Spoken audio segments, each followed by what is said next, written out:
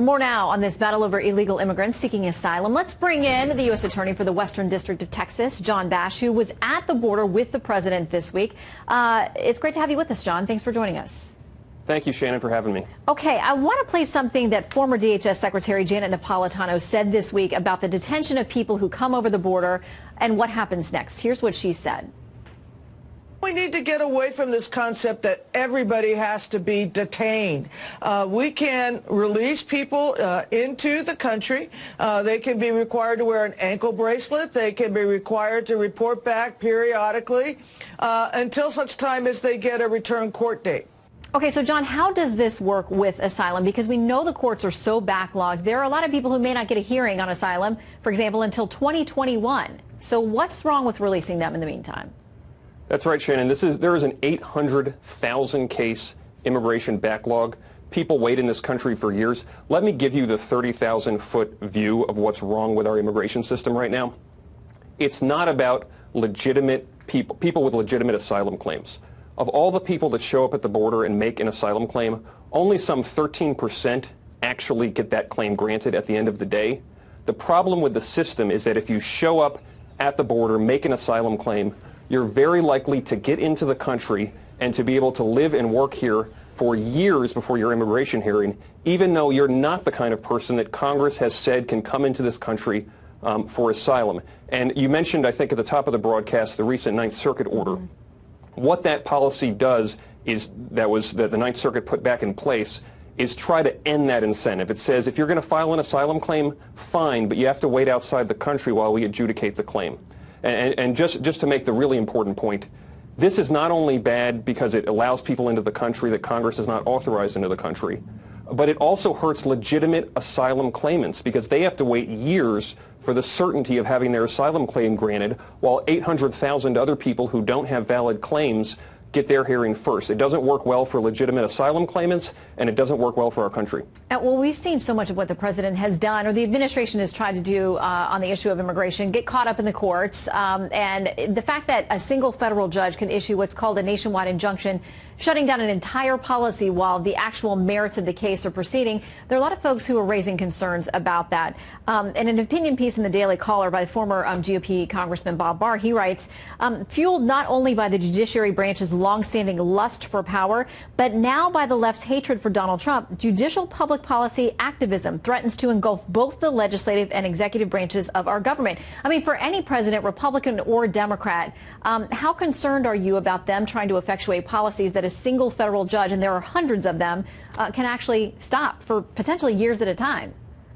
Well, this has been a growing problem over the years, and it affected the Obama administration, too. I was a constitutional lawyer before I took my current post. I argued Supreme Court cases for DOJ. And the way injunctions are supposed to work is you're supposed to grant relief to the party in front of you. You're not supposed to grant relief to any number of thousands of people who are not in front of you. So when a single district judge grants relief nationwide, he or she is essentially deciding a bunch of cases that aren't presented, namely cases of plaintiffs that aren't in front of them.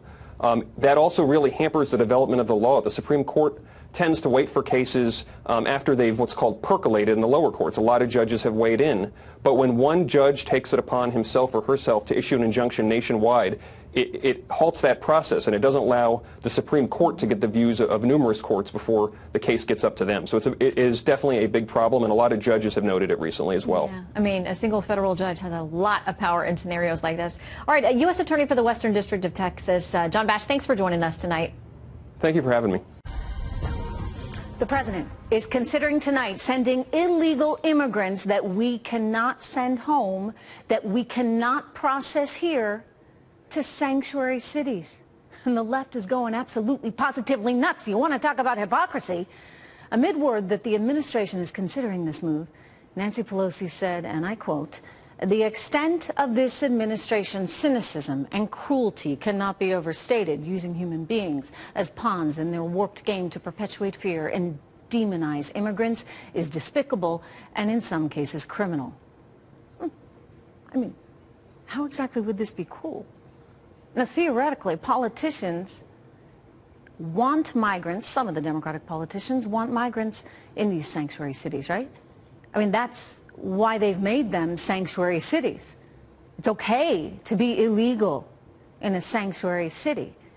And the border towns, where the system is so stretched, Americans don't want any more illegals. So for Democrats, I would just say, why not practice what you preach? I mean, this ought to be a win-win. You want to open the borders, well, then bring them to your community. How is that cool? Nancy Pelosi thinks the president is using migrants as pawns. Need we repeat? More than 100,000 migrants were apprehended at the border last month. Many were released into the country because we don't have enough room at the detention centers. If Ms. Pelosi is against enforcement at the border, then she ought to be for taking them in San Francisco, right? California pretends that they want them. But when confronted with reality, the reality that they may get them, that they may get the illegals that they want to protect, what do? They go crazy and they claim that somehow this president is trying to retaliate against them. Makes no sense. Why not send illegals to a place where the politicians claim they must be protected? I mean, if I were illegal, I'd want to be in a sanctuary city. If they said, hey, you can get on a bus and you can go to San Francisco where you're going to be protected, I'd say, sign me up.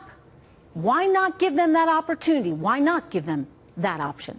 Seems like a logical thing to do. Nancy Pelosi should be opening her arms, welcoming every single person who wants to come to the United States illegally. Welcome them to California. Don't criticize the administration for offering to send them to you.